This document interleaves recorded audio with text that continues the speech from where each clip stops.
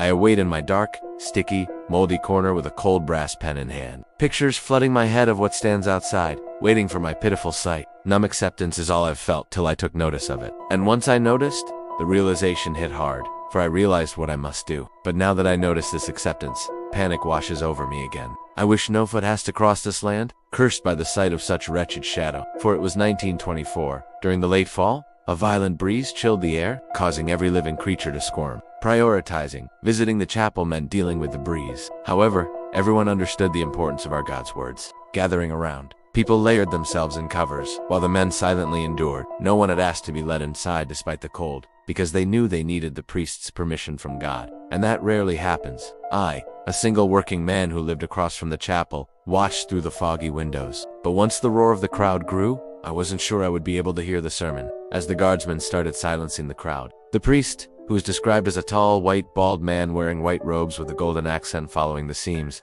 stepped to the podium in front of the crowd. Ye here today are gathered to recognize our Savior's new message. He speaks of bright grandeur coming our way very soon. His voice rings of excitement and gleaming pride, though it is clear to me that not even he knew what he spoke of. Our sweet, loving Father, Zarian, plans to reveal himself to our undeserving eyes. He spoke to me of the blessings we shall receive as a consequence for our loyal following. I am proud of all you loving, faithful children of the sea.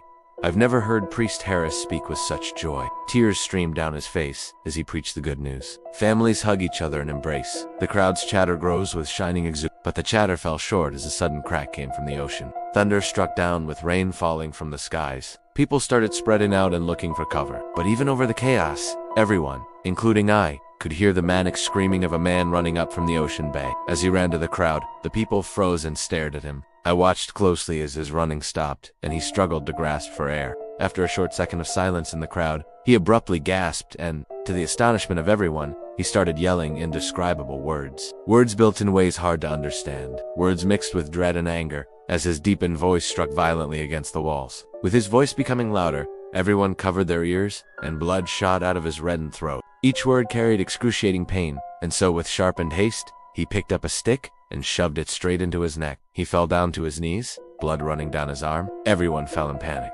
running around as his dead body stared back at me with empty eyes. My mouth filled with acid spew, and I retched onto the plank floor with painful groans. Once I looked back, a shadow covered the town, and everyone stared towards the ocean with jaws ajar. I tried to see what they were looking at, but as I pushed my face into the window, a sharp pain hit the side of my head and my vision went black. I awoke on the cold, wet floor, a rock next to my head, and glass shattered everywhere. With a nauseating headache, I struggled to get up, vision barely intact. As I observed the scene, I couldn't help but hurl again.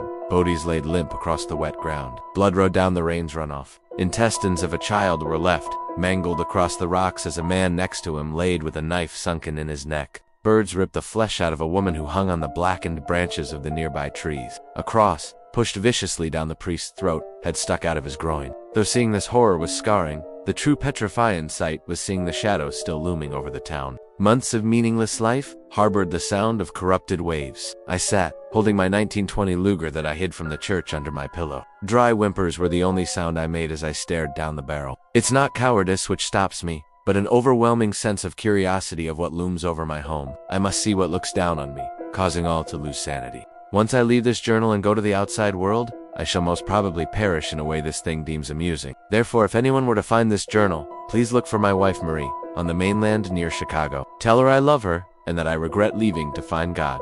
There is no God here, for even he would be deterred by the deception of this land. Tell my son Joshua that his old man loves him, and to never follow the path of faith, for that's how his old man died gruesomely. And for those who find this, run, never look back. Note: I copied and pasted this from Google Docs, so hopefully the format isn't messed up. I wrote this a while ago and have been rereading, nitpicking, adding, and rewriting things for the last few years. I had fantasized to make this into a black and white short film. If it's not clear, this is obviously inspired by love. At the time, I was super hyperfixated on him. This originally was being written as a way for me to practice writing the document was originally named Cosmic Horror Test, but I slowly developed it into an interesting plot. If anyone else wants to nitpick at it, be my guest. Just be respectful, of course.